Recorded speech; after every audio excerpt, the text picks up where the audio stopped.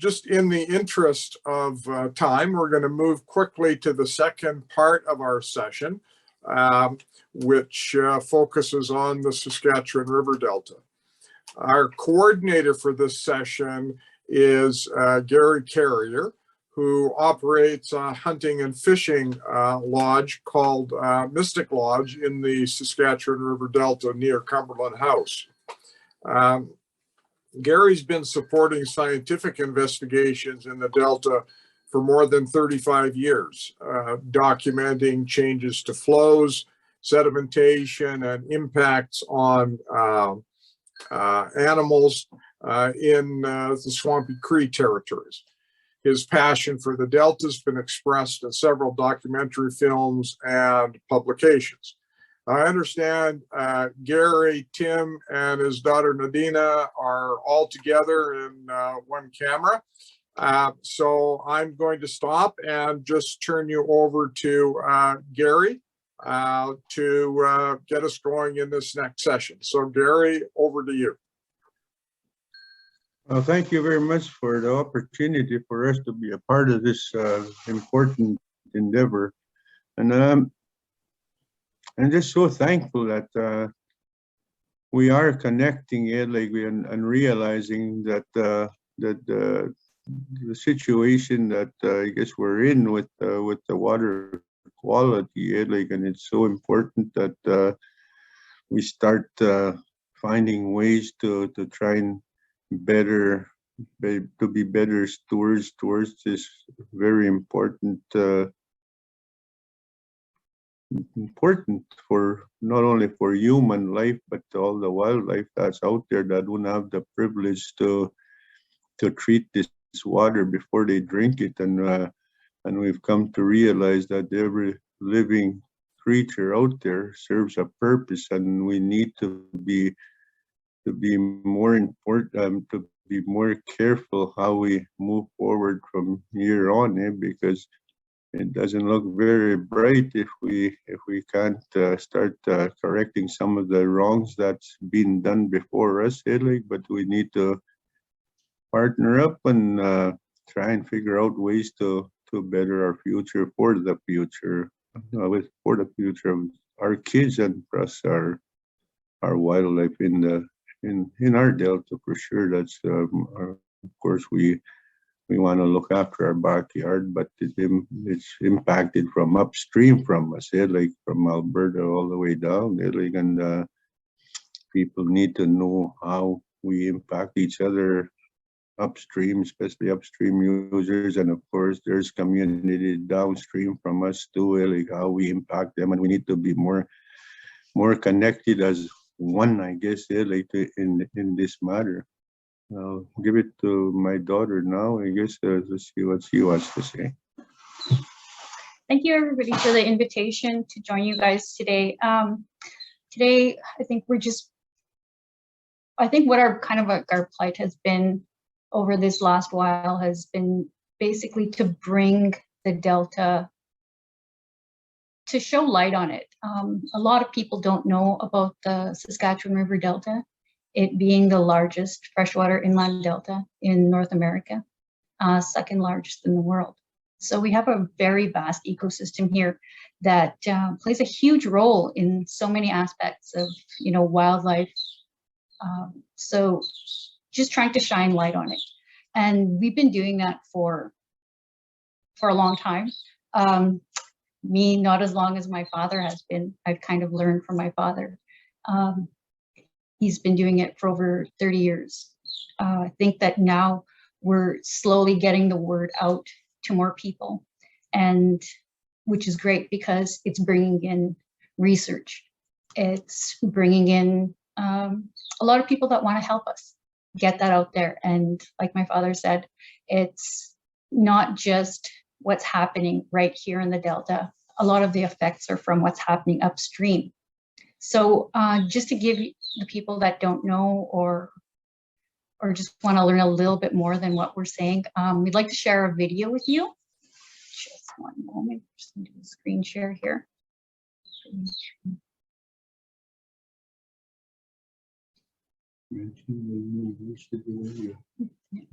The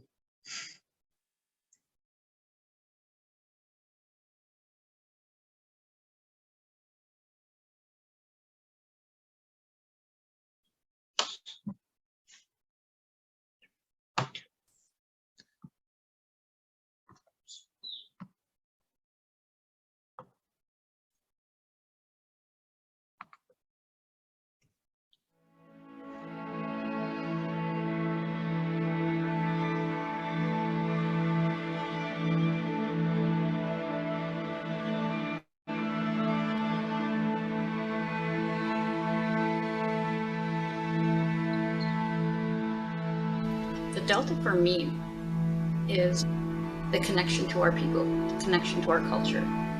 If you look at the history of our people, you know, everything was centered around the land, our livelihood. Everything was made by our surroundings. It's our traditional way of life. It brings our people back to the beginnings and their roots. We take the water as is, and we just make the sign of the cross, and we pray for Minot Matson for living a good life. We have caribou, we have moose, wolverine, wolves, we see lynx out there in the lake. We see mink, we see marten, we see fisher. Our territory is so rich with everything. And the caribou line is probably right up there, the woodland caribou. It's so important, you know, that this place exists. We've been living off the lakes and the rivers and the land all our lives, and it means a lot to us. It's my life. It's my life, yeah, like my culture. It's who I am, yeah, like because a trapper and a fisherman, yeah, like, and living off the land, yeah, like that's me, and without the Delta, my culture will die. After flowing 1,200 kilometers from Canada's Rocky Mountains, collecting runoff from the prairies and the boreal plains, the Saskatchewan River spills into a maze of channels that cut across the low-lying forests and wetlands of the Saskatchewan River Delta. This biologically rich landscape covers 10,000 kilometers squared, storing billions of tons of carbon in a vast peatland and boreal forest ecosystem. It's also the traditional territory of many First Nations and Métis communities, including Cumberland House Cree Nation and the northern village of Cumberland House. I've been an advocate for the Delta for the past 35 years, and my mission is to educate people that the largest inland delta in North America lies in our province of Saskatchewan, and it's the third largest delta in the world.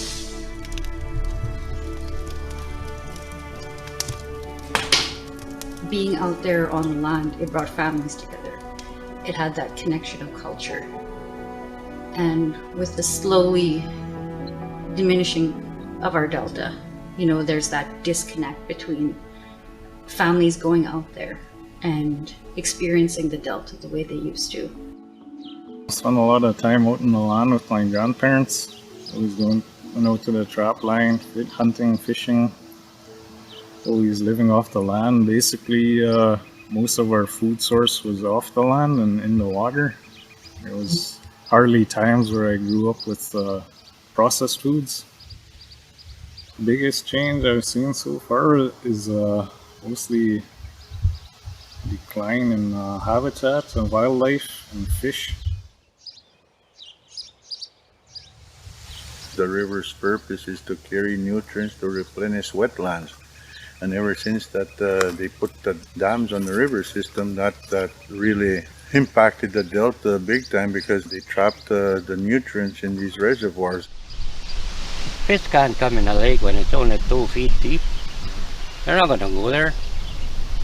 Oh, we didn't use that many nets back then. Maybe 4 or 5. And they'd fill their boat and 2-3 times a day maybe they'll fill their boat, but nowadays you need at least 20-25 nets. Well, even with that many nets, you still don't get that much fish. And then there's an invasive species here that's in the delta, and it's called Phragmites.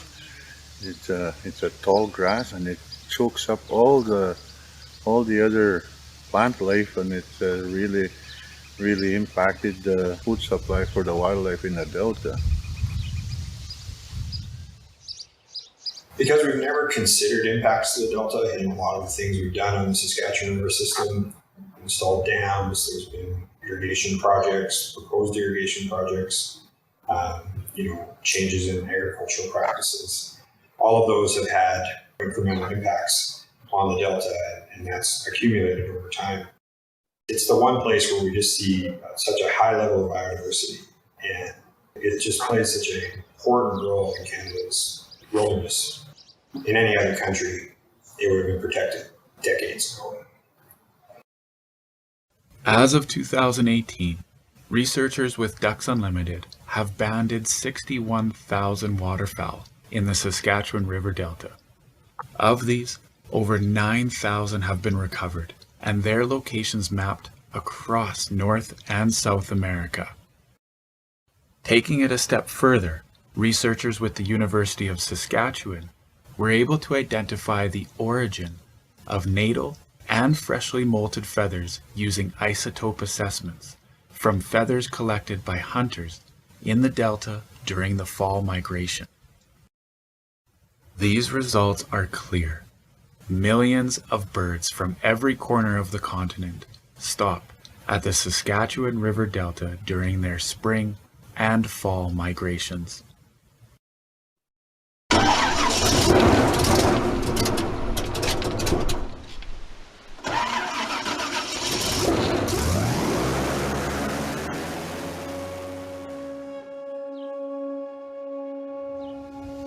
There is something wrong in the delta, because why would all of a sudden the numbers of every species in the delta would start declining? So the wildlife were telling us that there is something happening in the delta. And I thought in my own heart, that we owe it to the wildlife in the delta, because they were always there for our people.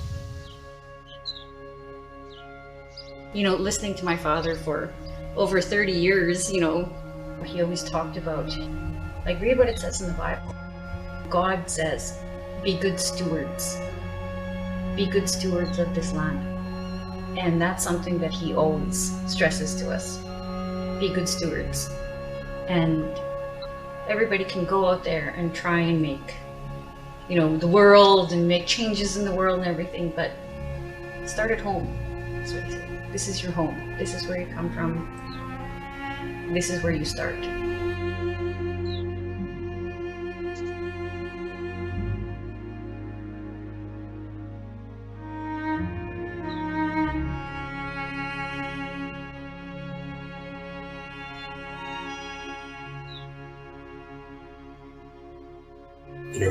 For years, decades, they've been trying to sound the alarm that the delta is dying, and nobody heard them.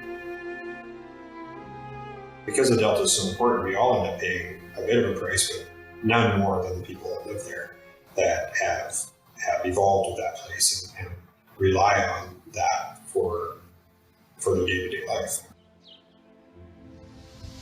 Scientists from all over the world studied this place, all over the world, and they envy us for having such a beautiful wetland, and they are wishing they had something like this in their home countries, but nobody knew what we had till they started coming. And we need to educate our provinces what they have in their backyard, and then from there, I think people upstream would be more careful before they do any major projects in the south, because they in the back of their mind they'll remember that there's such a place in downstream from us. Everything will flourish if that happens. Same with around here. Even a fish will be coming here. Where there's a will, there's a way. And there's all these people who are wanting to find ways to help Mother Earth heal and get better. Let's try something to keep this delta alive, not to die. Because if we don't now, if we don't act on it now, we will lose this delta.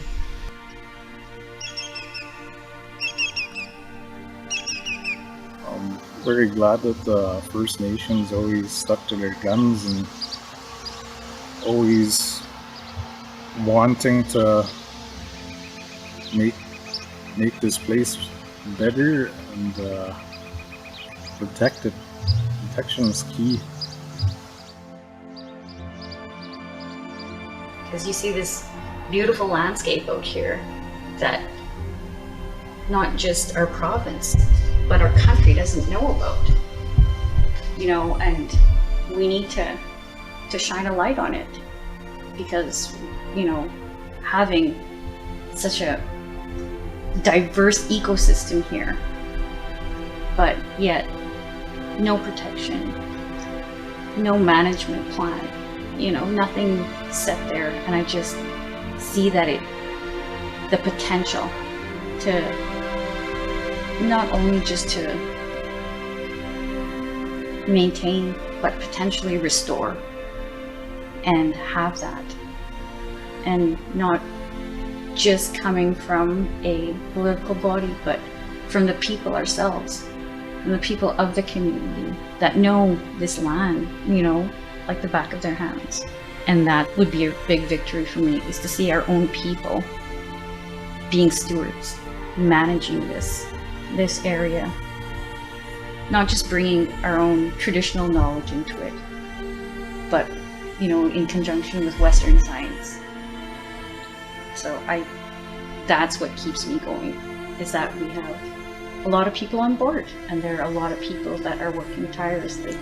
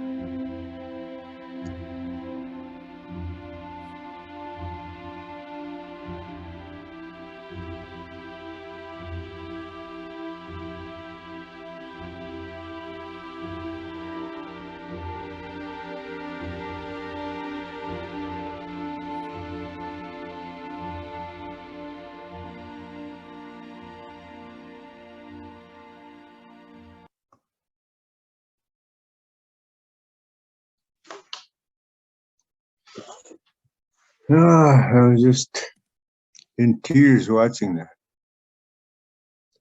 Now I look towards the future. I know my time is not very long now, but I have grandchildren, children, grandchildren that needs this place.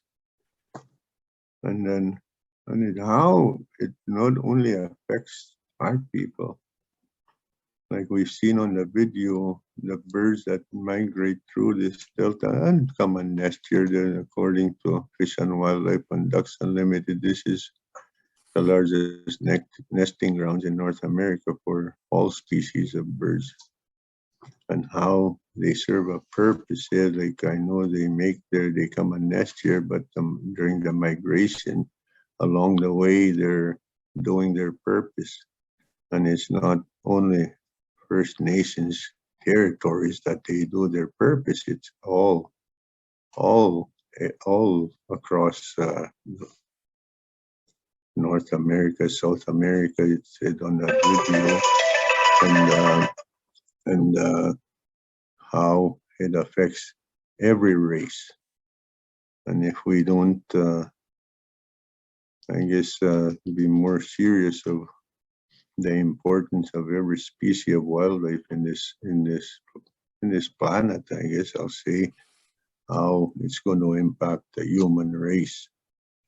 And it's a reminder, like with COVID, it didn't attack just one race, it attacked every race. It has no boundaries. And the same with this water. If we don't keep it healthy enough for all the aquatic species that live in the water and all the birds and the mammals that depend on this water, because like I said earlier, they don't have the privilege of treating this water, but we do. But how long can we treat this water?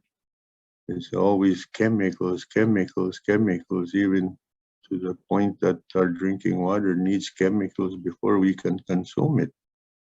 And how long will that last? Yeah, like eventually that that's going to come to an end if we don't change the way we've been treating this water. And again, we just heard on the news like about the bees that are in trouble again. The pollinating bees, they're in trouble again. And then I heard one scientist say that we don't survive without these bees. So there's chemicals out there that I think we need to start taking out of the picture in order to try and sustain what we have.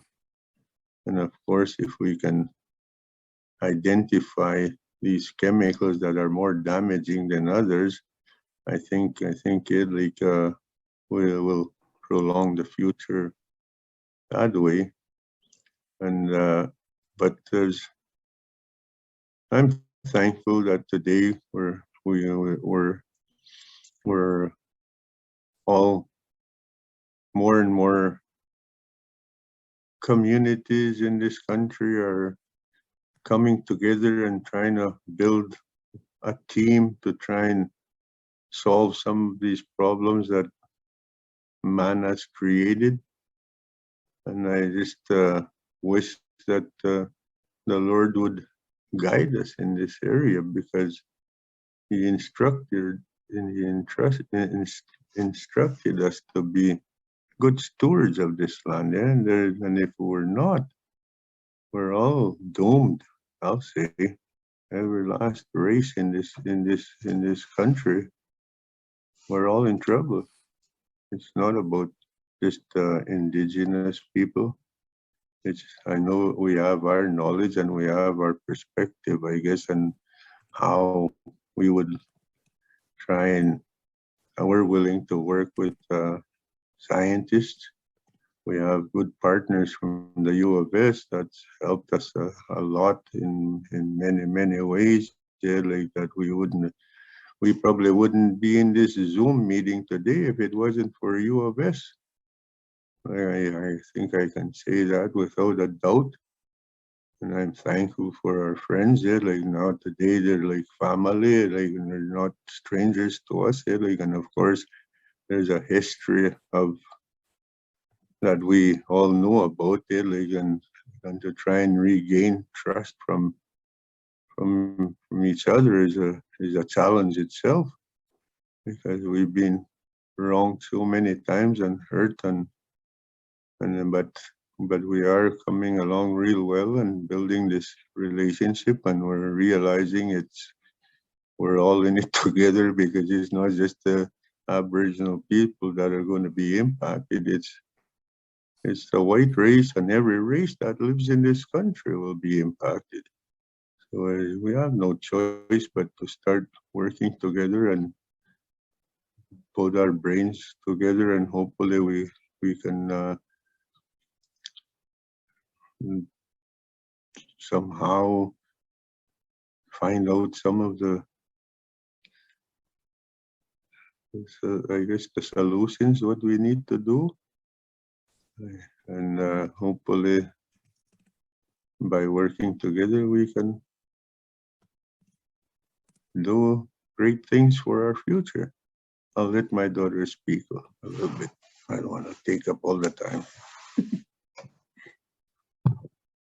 Yeah, like my father said, that we built great relationships with a lot of different people, like the University of Saskatchewan has been a great, partner, and, they've brought a lot of education to us, on the scientific and the technical forefront of it. And, combining that, like I said, with the traditional knowledge of our people, and working together to see what we can do. And I think one of the projects that has been done that we're actively working on is the sedimentation. I think that's one of the main things that is hurting our delta right now is the dams, is the hydro dams. The hydro dams have basically changed the natural flow and process of the river system. It's in turn reversed it.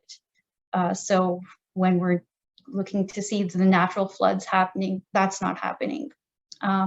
We have just 100 kilometers from here or so, a hydro peaking dam, which is basically an on-demand. So we're getting those floods in the wintertime when usually we shouldn't, because they need the power.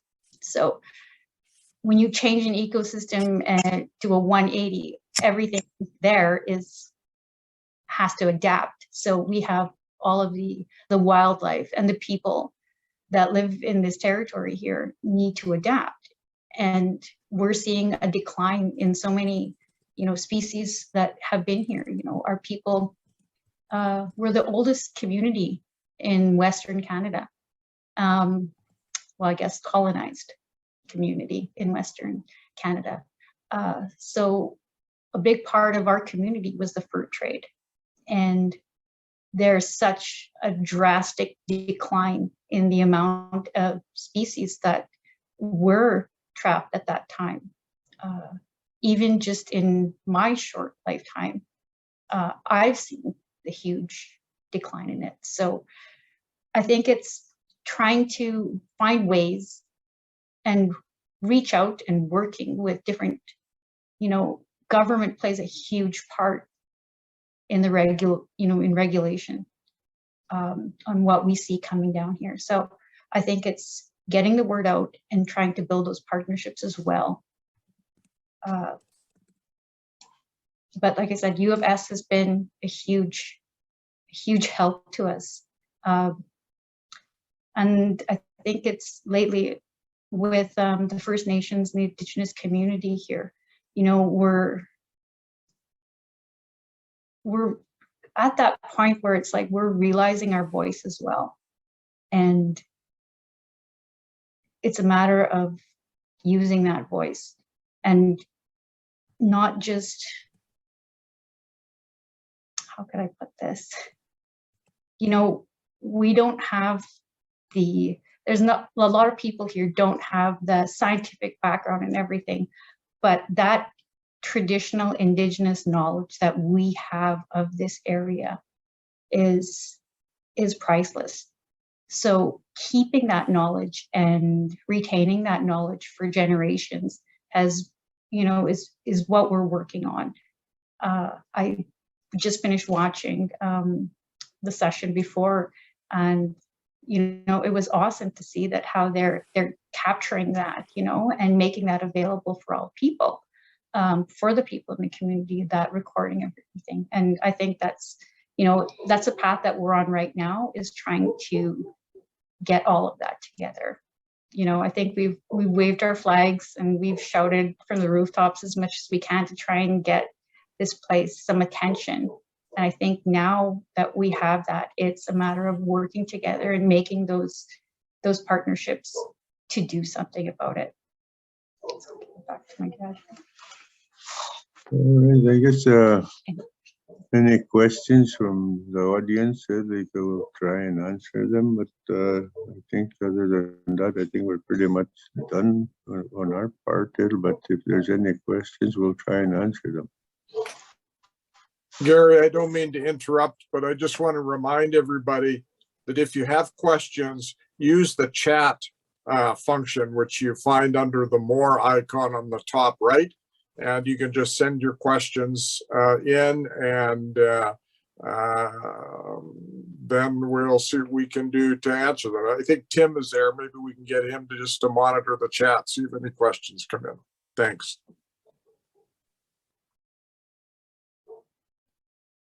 Which time do we have here? Does it say? Tell you?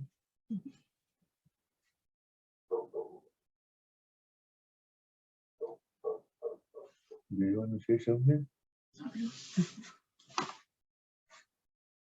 So what do we do now? Do we just? We're just Oh,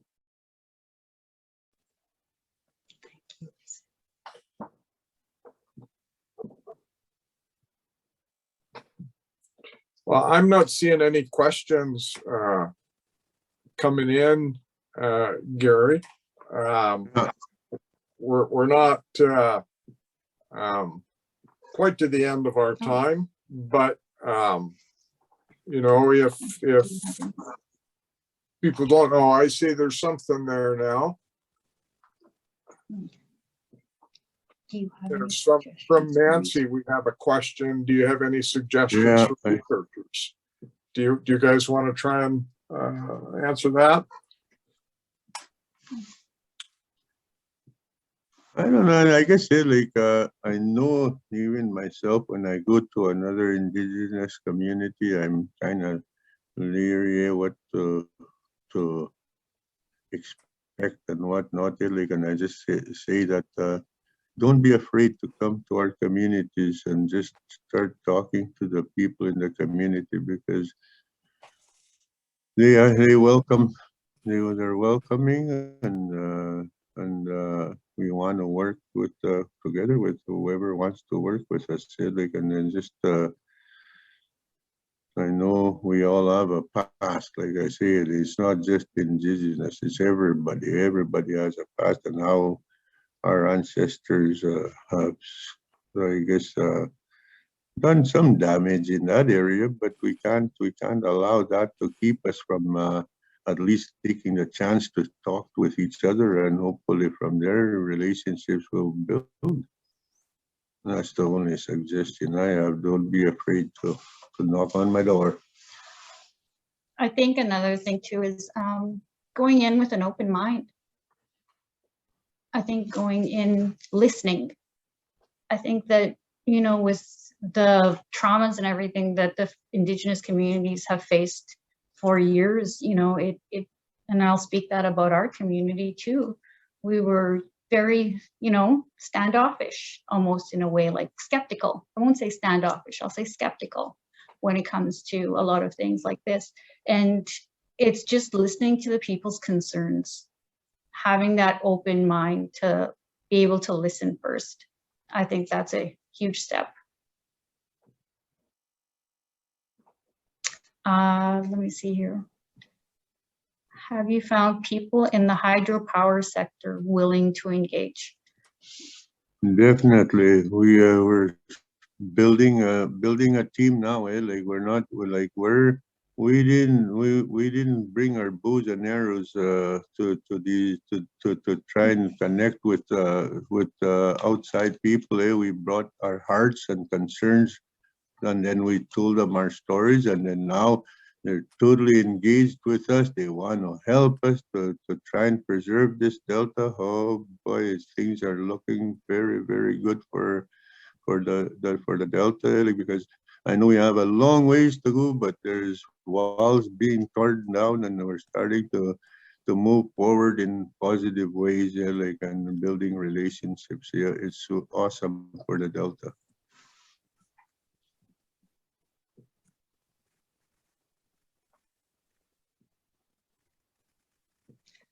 What needs to be done to help connect your work with other First Nations people?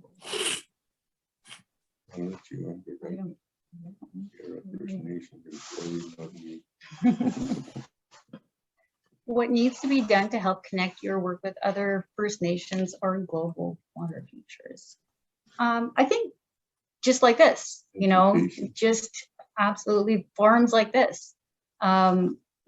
You know, like I said, watching the previous one before, it just gives us an example of what you guys are doing over there and trying to use that same approach. And it's making these connections and these in forums like this that I think that will absolutely connect and, you know, put more minds together and have, you know, don't try and reinvent the wheel when it comes to things. So learn off of each other. I think this is, you know, an absolute great forum to get that information and make those connections. And I'll just touch really briefly on the, you know, hydropower willingness, I guess, sector. In Saskatchewan here, we have, it's run by the province. So it's not everything is a Crown corporation. So I guess for many, many years, it's been tough, you know, and the regulations have been very minimal regarding the impacts of what these hydro dams do to our delta and the river systems. And it's been a very, very long, hard process for our people here. And I think we're slowly getting there. And I think the more that we speak about it, the more that a light is shined on this place, the Delta. I think that it puts these Crown corporations and the government in a place where they need to say, hey, okay, I don't think we can ignore this anymore. So it's people like you guys, the University of Saskatchewan, helping us put that voice out there that where they cannot ignore it anymore. And they need to do something and put better regulations on not just the amount of water, but what type of water, and, you know, a lot of things like that, what's done upstream that ultimately affects what happens here. So it's not one community, it's actually a whole province that needs to kind of look downstream from where they are.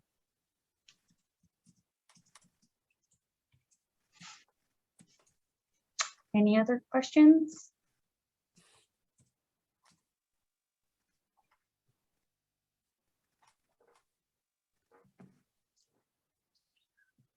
Well, maybe I can jump in then. I see most of the things coming in on the chat line are thank yous for a great session. And I know you said thank you for the contributions that the science community is making to these issues. But I think if I can speak for the science community, I should also be saying thank you to you and the other community partners that have got involved in GWF. I think you're doing an awful lot to help the academics be relevant, useful, and you know, it's kind of good for us if people think that we're solving real world problems. They're going to keep us around for a little while longer. But that said, I'd just like to maybe echo all of the thanks that are coming through on the chat line, both to you for this session and Dawn, if she's still around, her and her team for what they did before. I actually found this to be you know, a great session, and in a lot of ways more insightful, helpful than listening to a whole bunch of science presentations, bang, bang, bang, 10 minutes at a time. So that was great.